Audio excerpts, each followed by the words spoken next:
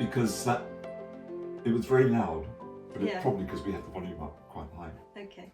I thought, is this going to be really loud all the way through? You mean the music? The music and all the voices. I would find that interesting and fascinating. Okay. But a topic about ancient Japan in the 1600s, that immediately sparked my interest. But my concern was, if it's Americanized, exactly as you're saying, then something inside me takes a step backward. I try to stop assuming it's just going to be a fantastic film, because there are so many elements that can go wrong if you've taken the idea from feudal Japan and you make it somewhere else, which is okay, and sometimes they're still a good watch. But this one, I was so relieved and I immediately reconnected to, because I could see the quality, just the opening scenes, and then I could just relax and let the story unfold. Okay. But it was so cleverly done, so brilliantly done. Yeah. But I don't have any complaints about it at all, other than I would have liked to have seen it as one movie all the way through without the break-offs. Right. Okay. That would have been ideal for me, because I'd love to immerse, to just forget what else is going on, immerse into a film and absorb all the textures and the language and so on.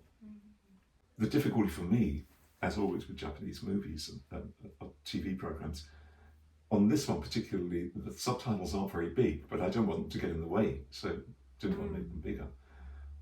But because Japanese speech is quite fast, the subtitles change quite quickly, because there's always somebody then responding in a conversation or something. So if I'm watching the faces, which I'd love to do, to see what the expression, what the body language is telling you, listening to the language, reading the subtitles, and suddenly it's all changed. You know, hang on, what's happening? So, well, I don't want to keep winding it back. But I think you do as well, but I really want to see it again a couple of times or whatever. Now I know the content of what's happening. I can catch up on a few subtitles that I might have missed to fill in a bit of information, but also then just let myself be absorbed in the visuals and the story and the characters. The costumes are stunning, absolutely stunning. And they're even stunning on the sort of muted colours, because I think what they've managed to do is to not let everything look fantastic and glorious in a palace. The Lord, I think, as you said, lives pretty much the same as everybody else. He sleeps on the floor, on a mattress, on a tatami. Yeah, tatami. I love those Japanese rooms. The screens, the open, simple, empty rooms virtually. Then open the screens. And what I also love is the walkway, the wooden walkway around the building, which is also beneath the canopy. Yeah. And there are several shots of different people sitting or standing, looking out at the rain, dripping off the top of the roof. Yeah. And there's nothing else going on, just the sound of the rain, and perhaps the vision of somebody's back, just looking out, very calm, very still. So yeah, there are beautiful moments like that, which I think they're very elegant shots. There's nothing physical going on, but there's a lot of texture in what somebody is thinking about, even if you can't see their face. But it's telling a story as well, and that's a very human sort of thing. Yeah. There's something very clever that they do as a production team. They have their film, they have their story, but alongside it for each episode, there's a podcast. I think if I'd been tempted to see one episode of the film and then watch the podcast, it would break it up. And I start thinking about the technical details and how they're walking, and it's fascinating. But I think it's really worth seeing the whole film first, and then go back through the podcast. Yeah. Because then you can say, I missed that. Now I want to see that again. Because they talk about how to walk, how to talk, how to present yourself, and the importance of all these things and where they did their research. And that's another movie in itself, in a way. But Shogun, I think, is a fantastic production. Takanora? Toranaga, thank you. Toranaga, he holds the atmosphere so consistently all the way through. He's absolutely superb. And I was sorry at the start to see that there was an Englishman involved. An Englishman? Yeah, because it broke. I felt it might break the I don't know, the kind of the single focus of purely a Japanese production. But as far as I'm concerned, it is a Japanese production, whoever the producers and so on are. But the Englishman was worked in very well. The people around the Lord, whether they are samurai or whether they are the ladies, there's an immense calm and passive facade in the face. So what you see is this kind of face which will look towards you or look down at the ground until they're spoken to, and then they speak. But they don't show, in general, they tend to not show a lot of emotion. So there's a real sort of stillness about the whole atmosphere, which I find really intriguing. And it reminded me of the beauty of the Japanese ladies. And I don't wish to exclude men. It'll be interesting to think about, talking about my feelings about Japanese men, you know, to balance that with the Japanese ladies. But somewhere instilled in what I understand of the Japanese people is that they have a very quiet, maybe it's mentality, but there's something in their makeup is very calm initially.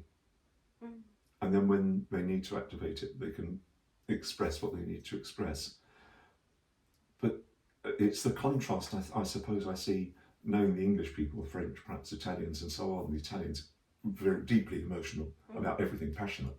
You know, if you ask them if they want a coffee, they I need a coffee, you know, and it's all over the place. You can't avoid the fact that they want a coffee. The French say, oh, you know, just have a coffee. Of course I want a coffee, I'm French. What do you expect? The English say, I suppose that's quite a nice idea, really, you know. And so they're so different to each other. But the Japanese, they're very difficult to read, and the word inscrutable, I think, is quite interesting because it means that you kind of understand that the thought process is going on. But if you were trying to make a business deal with somebody and looked at that face, you think, I just haven't got a clue what you're thinking. And Teranoga, is it Teranoga? Oh, no, I don't know why I've got that in my mind. Don't worry, it's, I think, difficult to, Yeah. Tora, Naga. Toranaga. Yeah. Tora. Naga. Yeah. My apologies to Toranaga and to the Japanese people. His expression hardly changes, it seems, throughout the whole, and yet you understand later on, his brain process and understanding is so sharp that he can see an end game somewhere that he wants to get to at some point in the future, not just for him, but the way that he sees it, to save Japan. But you don't understand that as you go along, because he doesn't let anybody know what's going on. And maybe just a couple, 2 or 3 people perhaps around him feel that he will have something in the back of his mind. He doesn't tell you what it is.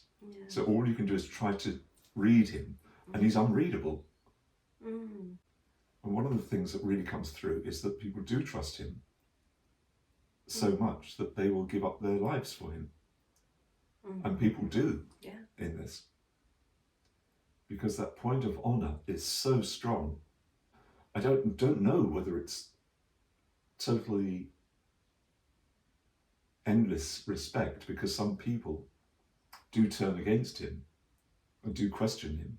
But the point of honour seems to override even your own concerns that things aren't going the way you want them to, because he said that's the way to do it.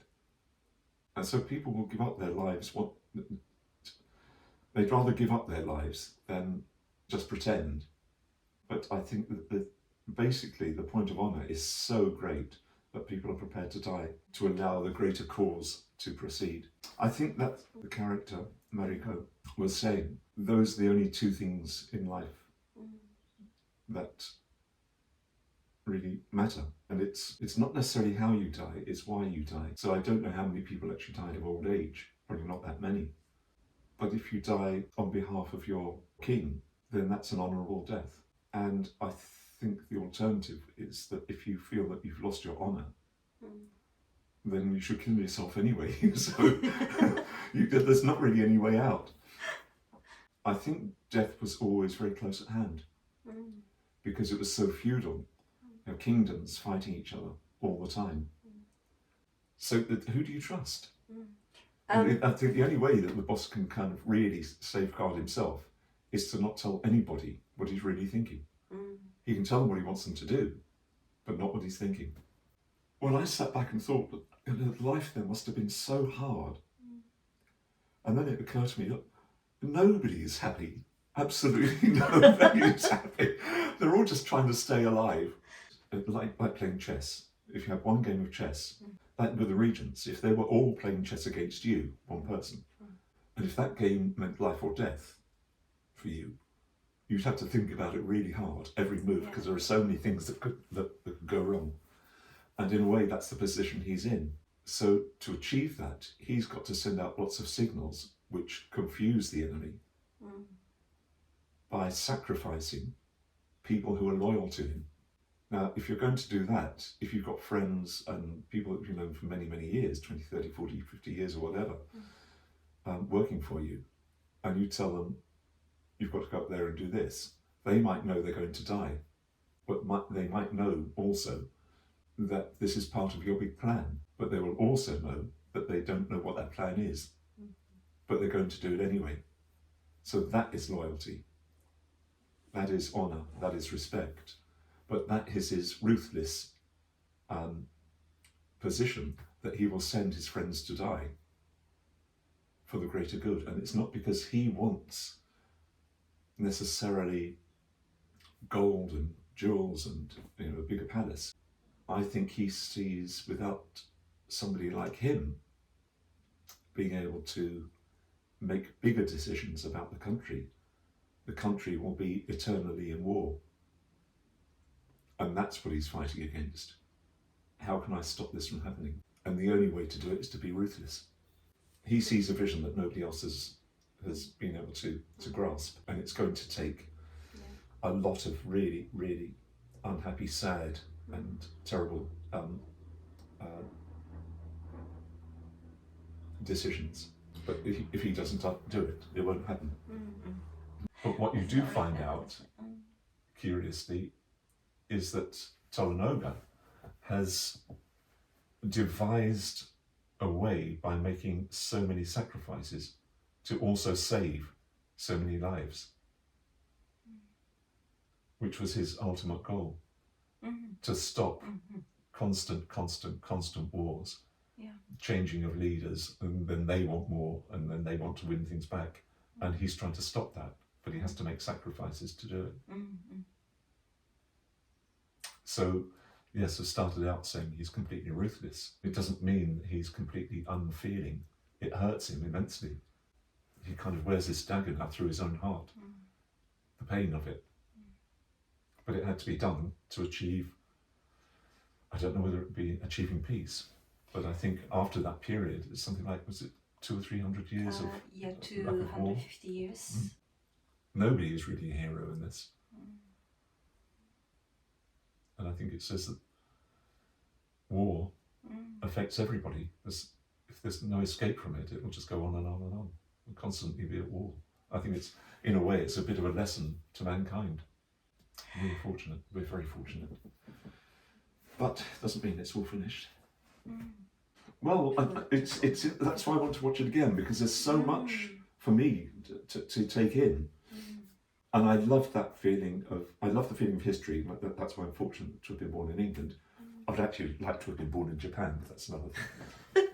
Anyway, I'm glad that I grew up in the period that I did, because I can remember when we didn't have so much technology. And now I can see into the past, and I can also see into the future to some degree, where it's going.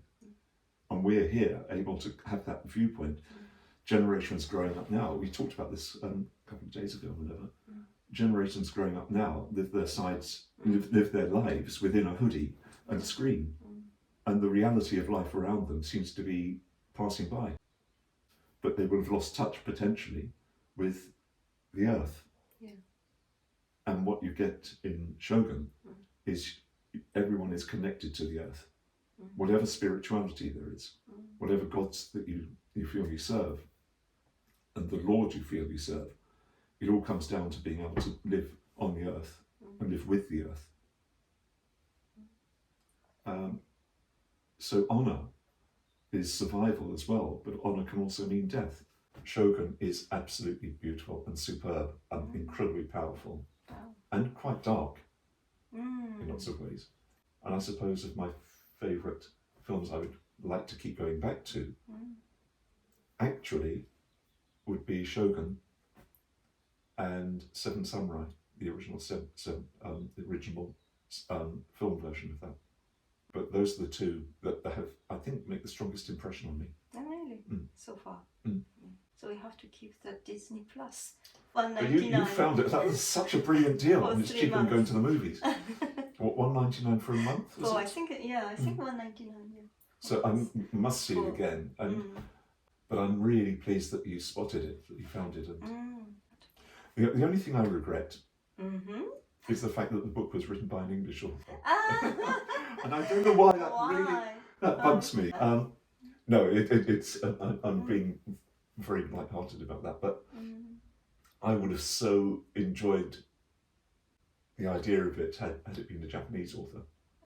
James Clavell, is it the author? I think so. I saved the book on my phone, Amazon. but I haven't bought it yet because I don't want to spoil the production by reading an English version of it because I know it will have changed. But I might do it. I might buy it at some point. Beautiful movie. Thank you. And the Japanese expertise, that actors, all of them, are so brilliant. They are absolutely superb. And I'm so pleased I haven't put Westerners into a Japanese character. Authenticity. Authenticity.